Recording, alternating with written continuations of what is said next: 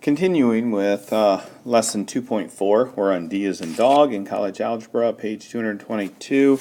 Still doing a couple of real life examples. So I'm on example 6, height of a rocket, bottom of page 222. It gives us a model rocket. It's launched with an initial velocity of 100 feet per second. And it gets up here a certain height and then it starts to come down. What we're interested in is the vertex right there, which is the maximum height. Okay, so it gives us an equation, and that equation is S of t equals negative 16t squared plus 100t plus 20. Okay, so that is the function that they've given us. Its height t seconds after it has been launched is given by this function. Determine the time at which the rocket reaches its maximum height and find the maximum height. So one of the things that we're looking at is time in seconds, and then again at how many feet does the rocket get up to. Okay, so that's what we're looking at. Notice here they said it's launched from a hill 20 feet high, and that's where this 20 feet right here comes from, is we're adding 20 feet to whatever height we get here to make sure that we compensate for that. So let's go ahead and make a graph here. Okay, so there's my XY axis, and this down here below, it will be the time in seconds. And then my vertical here will be S of t, my y value, my output, or my height. That's what it says here. Its height, t seconds after it has been launched, is given by the function S of t. So this S of t actually represents the height. So that's my y value. So that's one of the things I'm looking for, is the height, how far up this rocket went, and I'm also looking at this information right there, how many seconds went by in order to give us that height.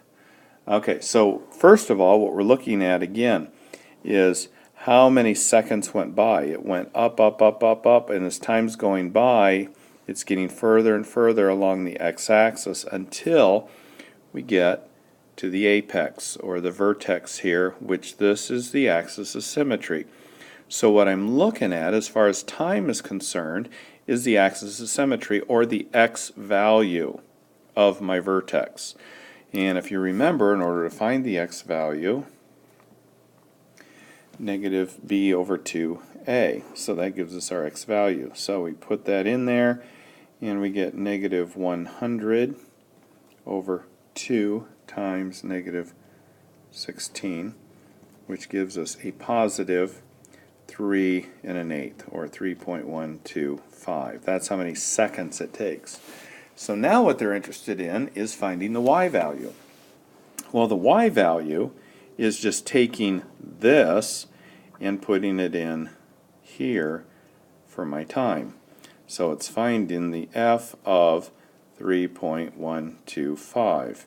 So we put 3.125, square it, multiply it by negative 16, multiply it by 100, add 20 to that, and we end up with, as far as our answer is concerned, 176.25 feet. So this y value is 176.25, which means that my vertex is at 3.125, my x value, and my y value is 176.25. So that's it for that one. Okay, so for this next one, example 7, finding the depth of a well. So we've got this hole, and somewhere down in the hole we have water. And because I have blue ink, I can color my water blue. Okay, I'm dropping a chlorine tablet down this hole, and it will travel down, down, down, down, down, down, down, and then the sound will travel up. Okay, so it's saying that 2 seconds after I drop this, I hear a splash, And then I have to wait for the sound to get back up the tube. So the time that it goes down and the time that the sound goes up need to be added together, so that when I let go of the tablet, time's going on, kerplop, plus the time to get back up to me. So that's what I'm looking at. And it says that 2 seconds afterwards I hear a splash. So T1 plus T2 equals 2 seconds. Okay, the time dropping it, time for the sound gets up, is 2 seconds. Okay, so what I need to do is see if I can find a relationship between the times and distance. And there is a formula that some of you may know from physics, and it is the speed equals 16 times t squared. Okay? I'm sorry, speed. S does not represent speed. S represents d. Duh. So this distance, how far it went, is 16t squared. Okay. So using that, and our formula d equals rt, we can start putting some things together. So instead of a d, it looks like the book is using an s for distance. So let's go ahead and do that. So our distance down equals the speed, or the distance for the sound to come up is the speed of sound, times how long it takes for that sound to come up. So I'm using the T2 because the time is going to be different than T1 because it doesn't take as long for sound to go as it was to drop that chlorine tablet.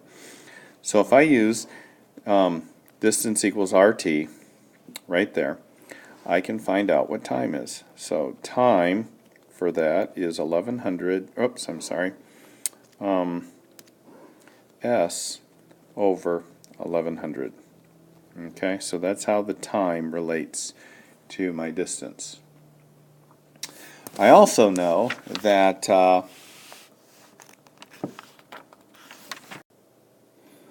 from this formula that they gave us,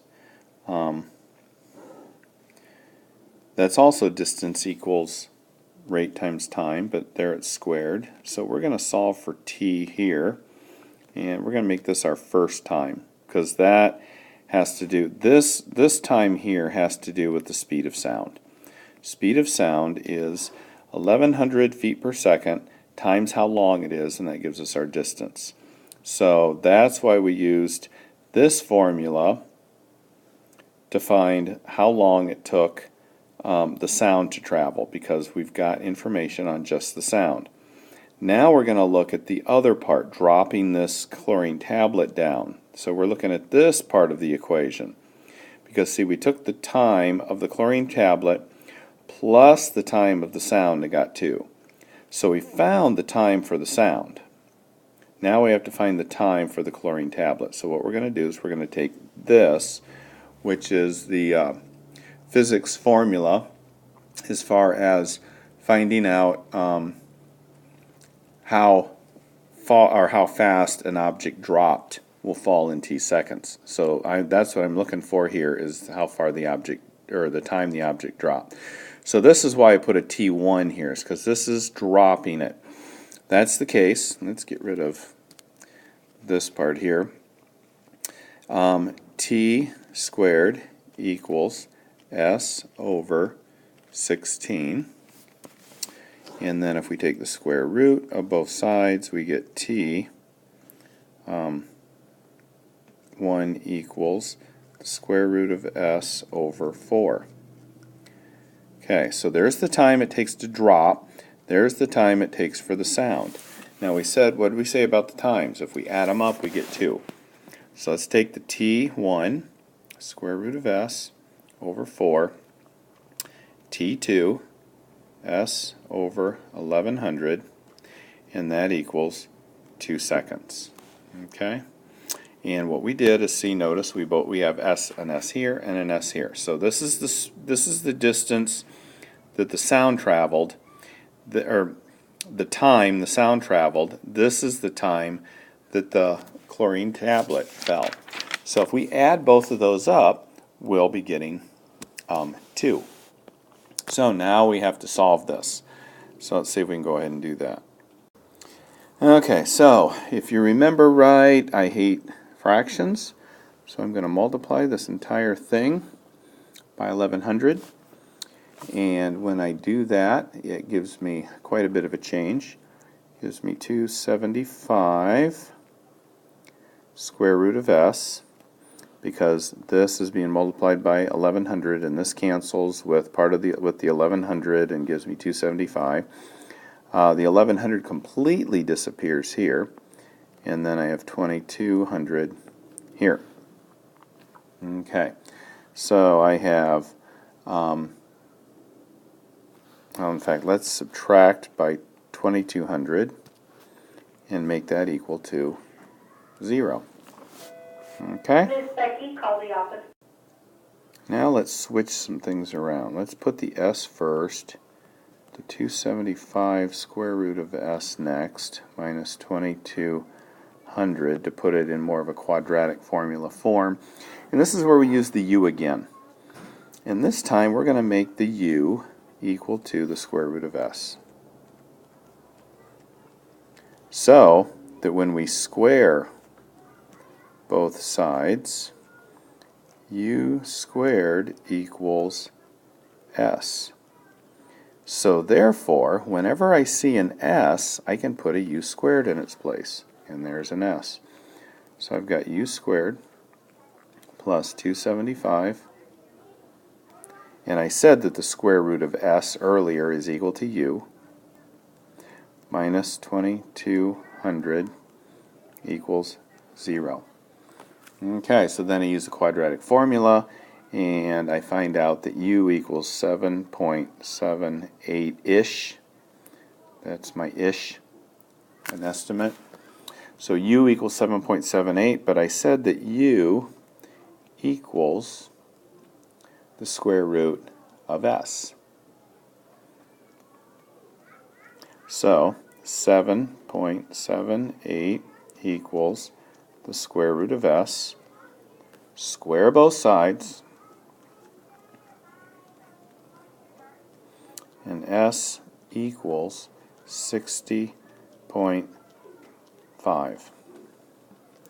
So that's how deep the well is, 60.5 deep. Okay? Because I added my 2 times together and got 2 seconds, I was able to solve for s, and that's where I got my 60.5 feet. Okay, so that's the end of 2.4.